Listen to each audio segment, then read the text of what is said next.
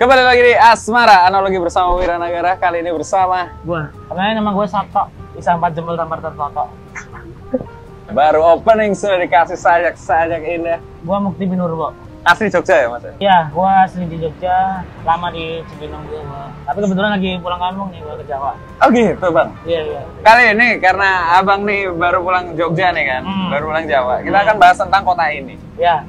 Jogja dan kenangan. Kenangan. Bagaimana Bapak merepresentasikan Jogja? Jogja adalah kota yang melenakan, kota yang merekatkan, namun juga kota yang persepsi masing-masing. Makanya ini kan nanya. Oh iya. Kan persepsi Anda yang saya tanya kan. Jogja adalah romantisasi. Jogja adalah kota yang selalu dibanding-bandingkan dengan ibu kota. Dan juga Jogja adalah cagar budaya. Katanya Jogja itu penuh dengan kenangan. Setiap sudutnya mengandung romansa. Pernahkah mengalami kejadian-kejadian seperti itu? Pernah. Kapan itu? Hampir setiap hari, Pak. Hampir setiap hari. Karena kan saya juga kaum proletar ya, yang selalu makan di pinggir-pinggiran, di kaki lima. Dan jalan-jalan yang saya lewati ya kebetulan jalan-jalan itu terus. Tiap pecel lele, saya menangis. Kenapa? Banyak kenangan di situ. Saya dulu pernah makan sama si mbak saya dulu. Sebut saja namanya Mawar Jong. Saya sering makan di situ, terus saya sama si mbak itu udah nggak bisa lanjut. Kenapa? Klasik lah, udah beda prinsip. Padahal udah nggak sama-sama nggak suka aja. Oh, oke, siap. Tapi dengan alibi-alibi yang pragmatis seperti itu. Saya udah nggak sama dia, tapi dulu tuh sering makan sama dia di pecel lele itu. Tiba waktunya perut saya lapar, dan di daerah itu cuma pecel lele itu yang buka. Jadi mau nggak mau kan saya ke situ. Masuklah saya ke pecel lele situ. Wah, langsung masuk tuh kayak udah ada backsound gitu, udah ada Hikarun. Gitu loh. Ada backsound gitu. Dan hal itu akhirnya terjadi. Si ibunya pecel lele nanya, "Loh kok sendiri kok nggak sama mbaknya lagi?"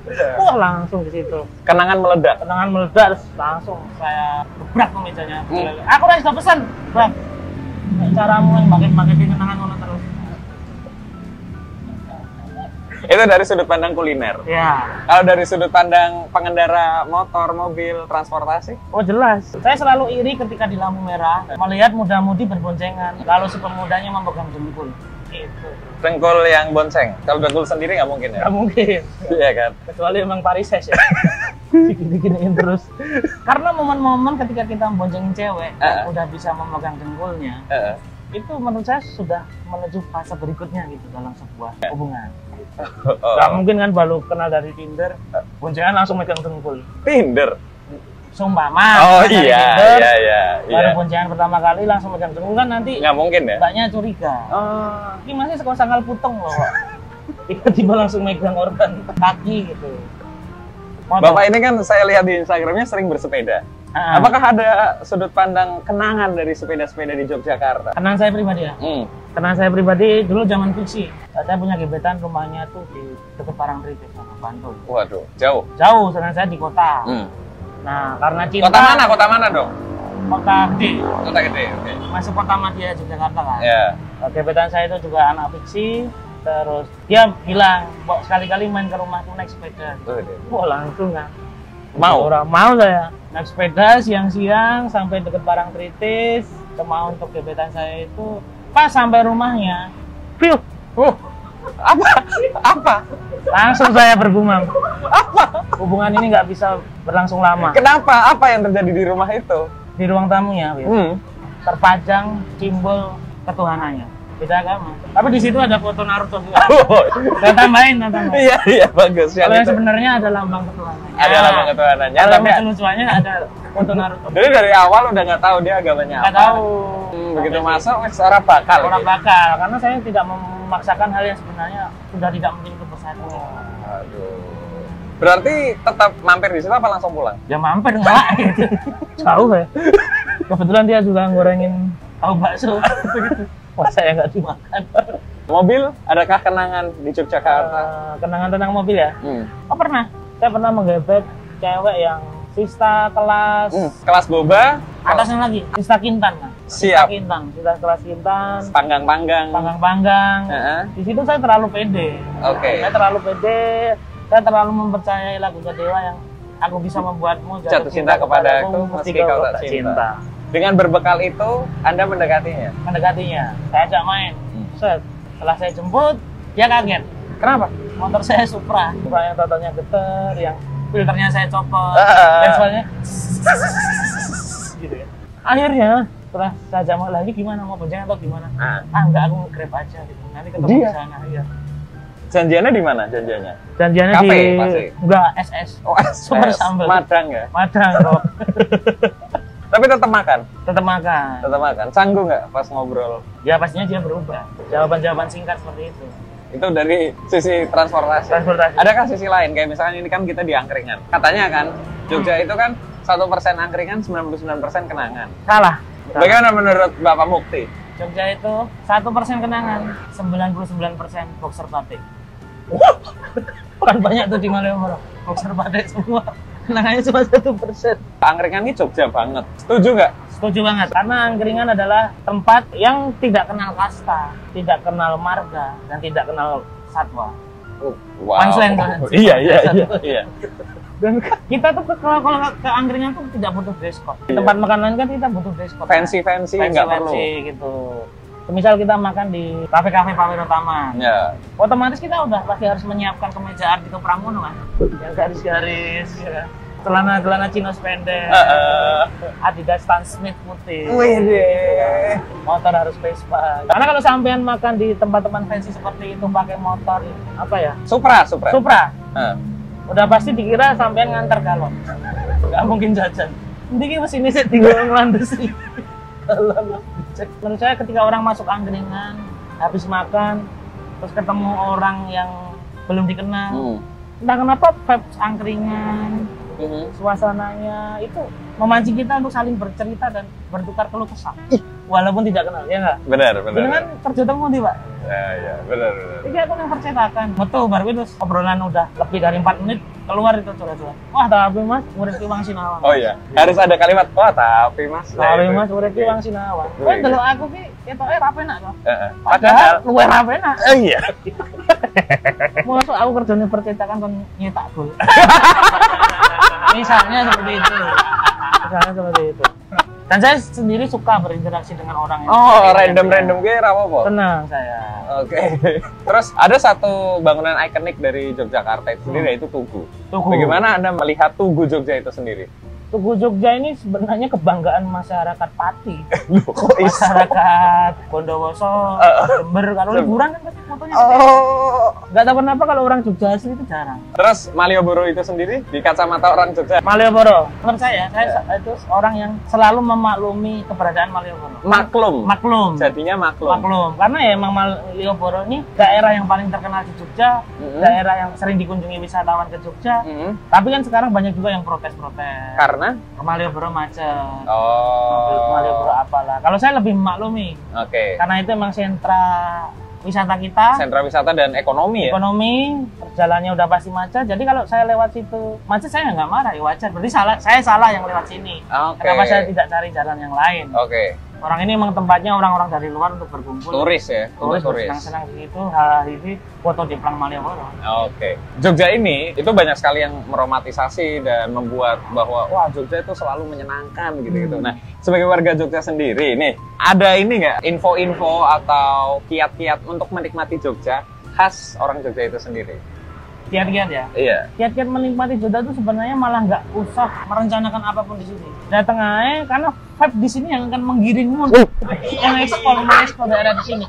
Kalau kamu merencanakan malah bingung, karena banyak tuh di sini. Iya benar. Kamu mau nyari gunung, tinggal ke Gunung Merapi. Betul. Kamu bumper kayak. Mau nyari laut, tinggal ke Laut Selatan ada. Kamu mau nyari pantai, deket sini ada. Pantai Rape. Nah, kalau direncanakan justru bingung, ya nggak? Iya, benar. Kamu kan sering mengalami juga, kesini iseng, ketemu teman apa, Rene, ayo melu. Cocok. Betul sekali. Malah kejadian tempat-tempat yang tidak bisa terlupakan oleh wisatawan itu tempat-tempat yang dadakan. Contohnya? Yang direkomend teman yang baru kenal. Iya. Jadi kesini tuh los aja. Luangin waktu, niatnya ke situ, main, nggak tahu kemana, udah. Nah, tempat favoritnya Mukti Entot sebagai warga Jogja? Untuk melepas penat, untuk menangis, untuk meratapi apa yang tak pernah didapat. Ini hidden game. Wis, apik. Ini sangat hidden game. Nggak ada nih di akun-akun wisata Jogja. Nggak ada. Oke, siap. Explore juga nggak? Siap. Catat ya teman-teman ya. Oke, siap. Tempat favorit saya di Jogja adalah Tambak Boyo. Apa? Embung Tambak Boyo. Embung Tambak Boyo. Kita temenan loh. Temenan? Ya masuk pacaran. Embong Tambak Boyo adalah oase di tengah hiruk pikuknya kota. Dekat Di daerah Condong Jatuh. daerah Condong Jatuh. Itu kayak embong ngono kuwi. Iya, embong. Apa yang bisa kita lakukan di sana? Di sana tuh tempat olahraga. Oke. Terus tempat slow living. Ada bapak-bapak mancing. Adakah sista? Sista Sista level embong ada? Sista sporty kebanyakan. Sista sporty. Yang lari-lari pakai sepatu Skechers. Oh, oke. Ini kan perlu tahu juga bahwa Mukti itu adalah sang pengendali sista. Pengendali sista. Iya kan? Sista bender. Sista bender. Seorang sista bender. Nah, yang bisa kita temui di Jogja tuh tipe-tipe sista apa nih, Pak? 3 teratas. 3 teratas. Yang pertama, Sista Ukti. Menguasai. Bisa kita temukan di mana saja? Mana saja, Bro. Mana saja. Mau tempat yang kelas atas tuh pasti ada Sista. Sista Ukti. Tapi ya mungkin passionnya lebih ke busana muslim istrinya Irwan Sahno, Siren Sungkar. Siren Sungkar. Oh. Nah, gitu kan. Itu kan Ukti tapi seri A. Seri A. Ukti seri A. Kalau Ukti yang seri C kan biasanya baju-baju pre-love. Ya nggak apa-apa. Berfashion itu sesuai ya. Sesuai kebutuhan dan kemampuan. Nah, itu dia, gak usah dipaksain kan. Dipaksain. Benar. Ciri khas utama dari sisa Ukti seri A. Pakai kerudung, tapi long sleeve-nya biasanya baju-baju bermerek Gucci, Kenzo, PP, Mango, bener. Ada lagi juga yang pakai baju hitam, sininya ada lambang kelinci, itu satpam BCA. Biar badannya keren. Terus nomor 2, Sista Edgy memadukan busana muslimah dengan skena indie. Ya kan? Tote bag, terus biasanya pakai long dress tapi sininya pakai stocking. Sepatunya tuh Fila yang putih yang pegel. Paham banget. Terus nanti pasti di IG-nya bio-nya tulisannya kelelawar Jogja. Kalau nggak followernya cuma 5, tapi ditulis open for endorse. Engagement yang sangat tinggi kan. Siapa tahu 5 orang ini juragan kan? Oh iya, benar. Makanya followernya 5. Iya. Tapi 5-5-nya juragan. Oke. Setelah itu, yang ketiga, Sista tipe pre-love tadi. Berarti ini yang terbanyak dong, sista pre-love. Terbanyak Sista pre-love ini. Yang beredarnya itu di sekitar seblak tai sapi. Gelato seminggu sekali. Oke. Kalau pas ngakalin pacarnya. Burjo paling. Oh, sista-sista juga di Burjo. Oh, ada di Burjo. Biasanya malah di Burjo tuh sisa-sisanya tuh lebih free fashion, pakai baju-baju kos. Dan ini semakin menggelap, kita butuh pencerahan. Iya. Yaitu kita hadirkan seorang tandem dari negeri sebelah. Dan dia tuh selalu dipanggil ketika gelap karena beliau mempunyai inner beauty yang bisa menerangi kita semua. Kita cut sih. Nah, pas Ki. Dan inilah dia sang pencerah. Kita sambut bersama-sama Aan Story. Nah, ini dia. Bapak Coib yang terkenal dengan komentar-komentar yang sangat menyenangkan di akun Jiro Luger. Wow, bagaimana kabarnya? Saya pengguna. Pengguna apa? Instagram. Emang komedi filsuf. Saya lama di perguruan filsuf. Karena lama di perguruan filsuf, bagaimana seorang filsuf melihat Jogja itu sendiri? Jogja adalah sebuah jalan tanjakan yang untuk ke atas. Tolong diartikan, Bapak. Kalau yang saya tangkap dari omongan Mas Kevin Aprilio tadi ya, Jogja adalah tanjakan menuju atas. Jadi teman-teman kalau mempunyai target yang tinggi banget, itu mungkin kurang cocok di Jogja. Karena di Jogja itu tempat untuk menarget yang tengah-tengah atau tempat untuk menjadi batu pijakan menuju atas seperti itu. Betul seperti itu? Betul. Itu istilahnya slow living. Slow living. Jogja adalah slow living. Oke.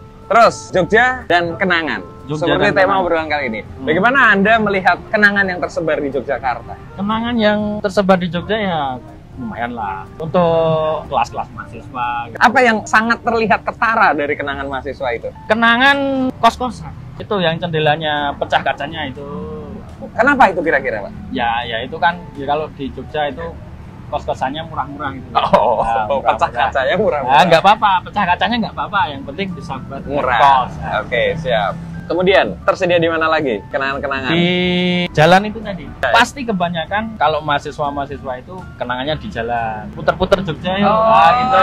Karena di sini banyak yang pergi sama gebetannya, terus bingung mau kemana, sekedar puter-puter ke Jogja pun udah seneng, Wir. Saya pernah beberapa kali mengalaminya. Wah, mau kemana nih? Terserah kamu aja, Muter-muter ya udah puter-puter Jogja. Itu kayaknya kalau kamu riset pasti hampir banyak lah yang mengalami hal itu ya. Oke. Dan kalau di jalan itu kalau kamu mau menembak gebetan, istilahnya bisa ngelamur ini. Bahasa filsufnya ngelamur. Mohon diartikan. Ya kalau nembak di jalan, kalau kamu mau jadi pacarku enggak? Ya udah kita jalanin aja. Ya wes, jalan. Wow. Jalan gitu. Sekarang kamu percaya kan kalau semua materi Pragiwaksono yang nulis dia? Oh, karena di jalan, yuk kita jalani aja. Ya kita jalani aja. Pinasro sosok di balik Komedi Meno ya. Wow. Iya itu. Terus ada di mana lagi? Di angkringan mungkin. Angkringan mungkin. Di gelas-gelas yang diminum itu yang berisi kopi pahit karena kalau manis dunia nggak cukup. Ini saya sambil ngerokok ya. Duitnya nggak cukup untuk yang beli yang manis. Soalnya nek sing tawar piro 1000 ya. Bisa mungkin saya Mas kita kurang didit gitu. Gitu. Gimana kamu sekarang percaya kan Pinasur adalah komedi konsultan film Avenger? Iya. Sosok di balik Zack Snyder. Yes. Justice League. Justice League. Wow. Wow. Lalu adakah di mana lagi kenangan-kenangan yang tersebar di Jogja?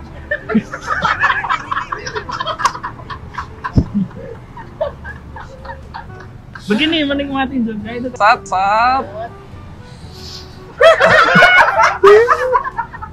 Itu caranya menikmati Jogja kayak Snoop Dogg. Lu belajar ngerokok sama beliau?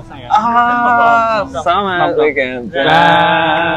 Sebelum kesimpulan boleh gak? Saya nanya, bagaimana Anda menanggapi komentar-komentar ajaib ketika konten YouTube kalian ini tersebar di alam semesta ini? Terus ada formula nama pemain bola, misalkan kayak Mukti LPCC dari Burkina Faso, gitu-gitu. Yang akhir-akhir ngomen yang paling lucu ada satu, Wir. Apa? Ada yang bilang Pinasur adalah orang pertama yang memiskol Alexander Graham Bell. Gimana? Alexander Graham Bell seorang penemu telepon. Ketika dia mau nyoba teleponnya sudah ada miskol dari Iya. Nah, sadar gak sih bahwa kalian menciptakan fenomena komentar-komentar ajaib gitu? Kalau dari saya sih nggak sadar dan nggak memprediksi sama sekali, Wir. Nggak ada niat buat meng-create itu semua. Tapi formulanya ki seunik itu loh. Semua orang mau melakukan itu. Semua mungkin orang mereka merasakan enjoy ketika melihat jok-jok saya dan Pinasur dan teman-teman. Oh ya. Nah, dan mungkin terbawa di alam bawah sadar mereka. Oke. Tiba-tiba tangan bergerak. Kalau nggak disalurkan di komen kayaknya ganja nih. Komen lah. Oke. Ada yang kurang. Hari itu mereka kurang. Tapi kita juga punya itu kok, sering ngasih batas-batas juga, jangan yang terlalu frontal karena membahayakan mereka sendiri kan. Oh iya, gitu. Benar. Nah, sekarang tentang kesimpulan bahwa Jogja dan kenangan adalah Jogja dan kenangan ibarat teh dan air, itu jadi satu.